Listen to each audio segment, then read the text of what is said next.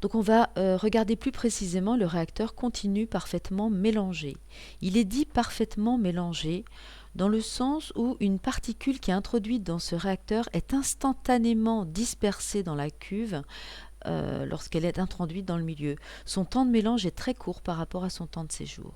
On parle aussi de CSTR, Continuous Stirred Tank Reactor, en anglais. Donc, pour le schématiser, il y aura automatiquement un mélangeur, un débit d'alimentation QE et un débit de soutirage QS, ces deux débits étant égaux et constants, induisant donc automatiquement que le volume de ce réacteur est constant. On appellera SE la concentration d'alimentation en substrat et ce substrat sera instantanément dilué dans le milieu de la cuve lorsqu'il sera introduit. On a donc S et P, les concentrations à l'intérieur du réacteur, et c'est bien ces mêmes concentrations qu'on a en sortie de réacteur, puisque le réacteur est parfaitement mélangé. Ce qui est soutiré est égal à ce qui est à l'intérieur de la cuve.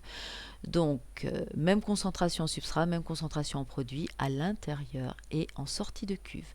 Toutes ces concentrations sont constantes. Donc en fait, si on regarde bien, tous les paramètres sont constants. Il s'agit bien d'un état stationnaire global. Tout est constant. Par contre, il y a une variation entre l'entrée et la sortie du réacteur, c'est bien normal.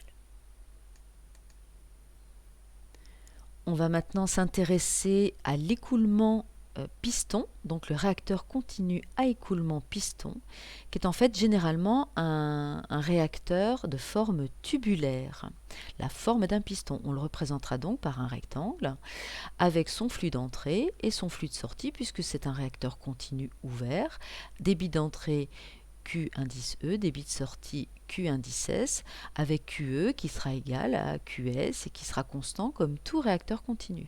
Donc le volume de ce réacteur est constant.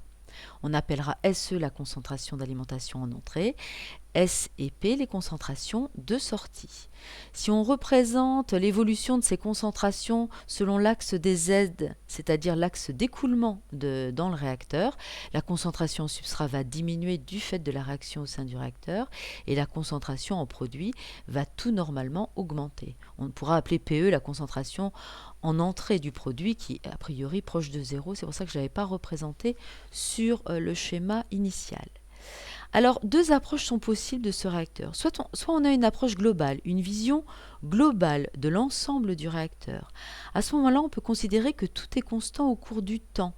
En un point donné du réacteur, tout est constant au cours du temps. Les concentrations sont constantes, qu'elles soient en entrée, à un point Z quelconque du réacteur, en sortie de réacteur, tout est constant.